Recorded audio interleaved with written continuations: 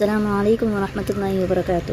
عزیز طلباء و طالبات، یہ ہمارا ایس کا پیریڈ ہے اور آج ہم سبق نمبر 20 اور سبق کا نام ہے آفات انتظام، یعنی آفتیں اور اس کا انتظام، اس کو روکنے کا انتظام کیسے کیا جائے اس کے بارے میں بتایا جائے گا۔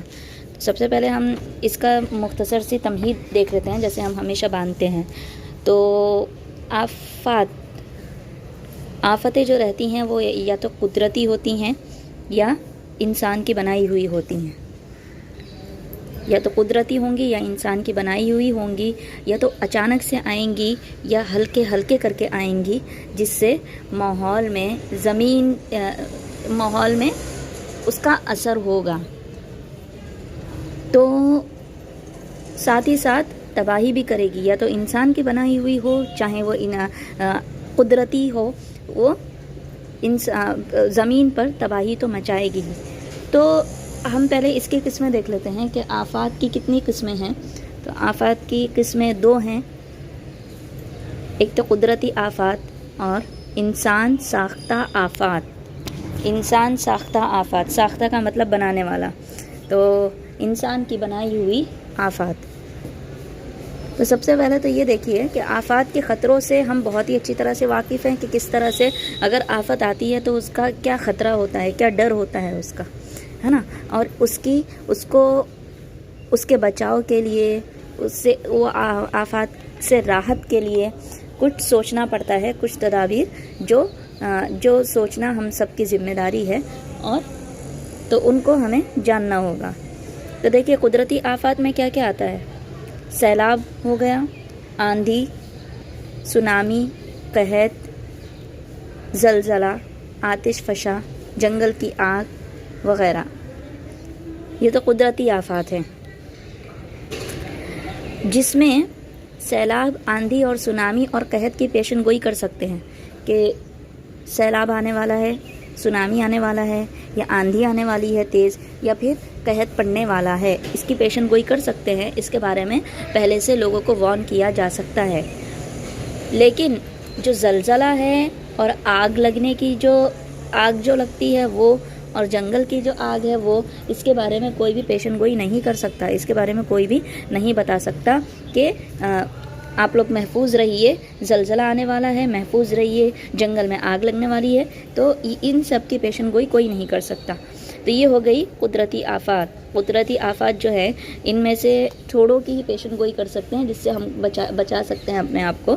اور انسانی ساختہ آفات، انسانی ساختہ آفات یعنی انسان کی بنائی ہوئی آفات، اس میں کیا کیا ہے۔ آگ ہو گیا، صنعتی حادثے ہو گیا، بم بلاسٹ اور فسادات وغیرہ۔ تو دیکھیے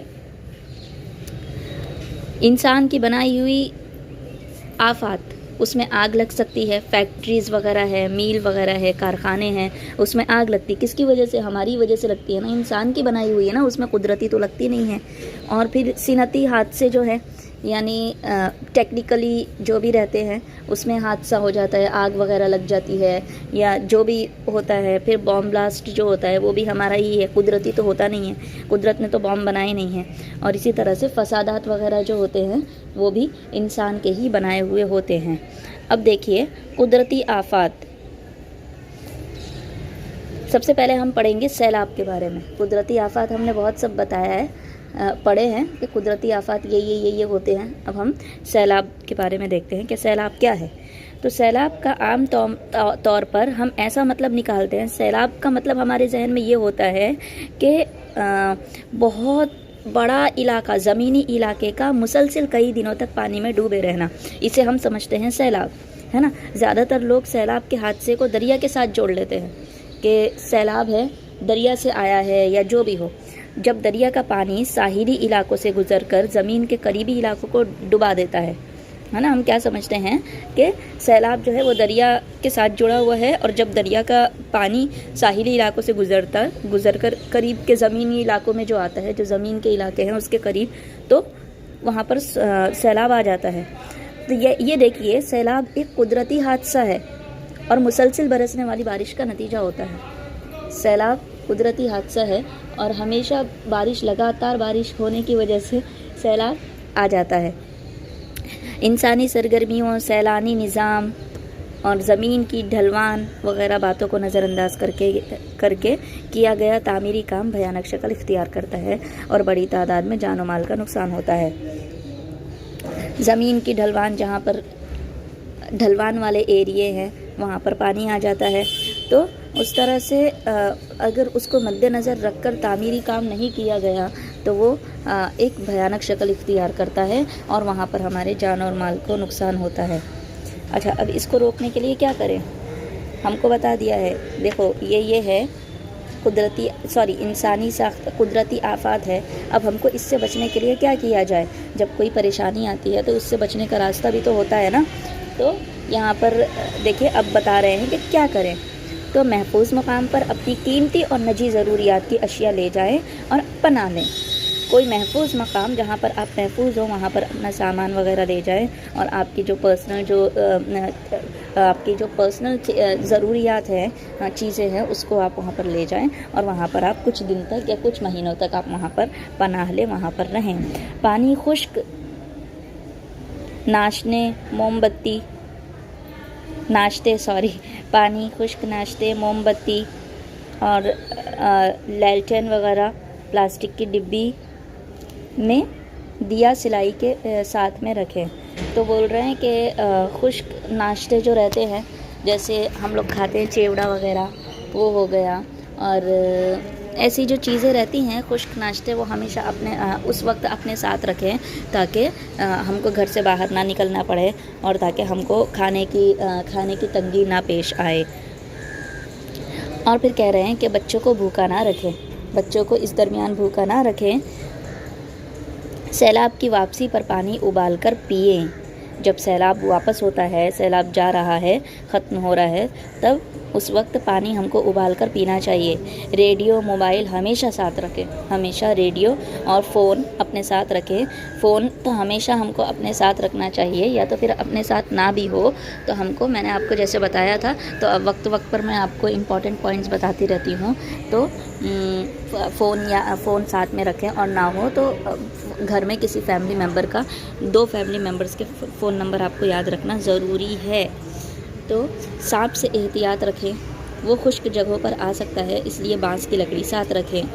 سانپ سے محتاط رہیں، سانپ اکثر کیا کرتے ہیں، خشک جگہوں پر آ جاتا ہے، تو اس لیے بانس کی لکڑی ساتھ میں رکھنا چاہیے۔ سیلاب کے پانی سے بنایا ہوا کھانا نہیں کھانا چاہیے۔ سیلاب کا پانی سے بنائے ہوئے کھانے کو نہیں کھانا چاہیے، کیونکہ وہ گندگی رہتی ہے، اس میں وہ صاف نہیں ہوتا ہے، وہ ہماری صحت کے لیے بالکل مفید نہیں ہے۔ اس میں کتنے جانور مر جاتے ہیں، کتنے کیڑے مکوڑے رہتے ہیں، تو ان کی جو ناپاکی رہتی ہے، تو یہ سب چاہے ہم اس کو کتنا بھی فلٹر کر کے پئیں، پر وہ سیلاب کا پانی بالکل بھی استعمال نہیں کرنا چاہیے، نہ ہی ایون کہ واش روم وغیرہ کے لیے بھی ہم کو اس کو یوز نہیں کرنا چاہیے۔ محفوظ مقام سے باہر نکلنے سے پہلے راستوں اور حالات کی صحیح معلومات حاصل کیے بغیر نہ نکلیں۔ جب بھی محفوظ مقام پر ہیں ہم، کہیں ہم سیلاب آیا، ہم دوسری جگہ چلے گئے محفوظ مقام پر، تو جب تک ہم کو اس کے راستوں کے بارے میں پتہ نہ ہو، علم نہ ہو، تب تک ہم کو گھر سے باہر نہیں نکلنا چاہیے۔ پہلے پوری انکوائری کیجیے راستوں کی، اس کے بعد ہی آپ کے گھر سے نکلیے۔ طوفان، سمندری طوفانی ہوائیں۔ طوفان کسے کہتے ہیں؟ ہوا، آندھی، طوفان اسے کہتے ہیں جو سمندر کی جو طوفانی ہوائیں ہوتی ہیں، اسے ہم کہیں گے طوفان۔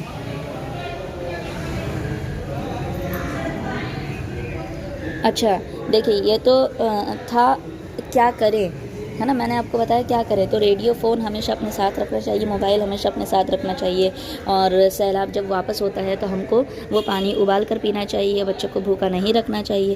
اب کیا نہ کریں یہ ہے، تو وہ تھا جو میں نے آپ کو لاسٹ کے 2 پوائنٹ بتائے ہیں، وہ وہی تھے کہ سیلاب کے پانی سے بنایا ہوا کھانا نہیں کھانا چاہیے، اور محفوظ مقام سے باہر نکلنے سے پہلے راستوں اور حالات کی صحیح معلومات ہم کو حاصل ہونی چاہیے۔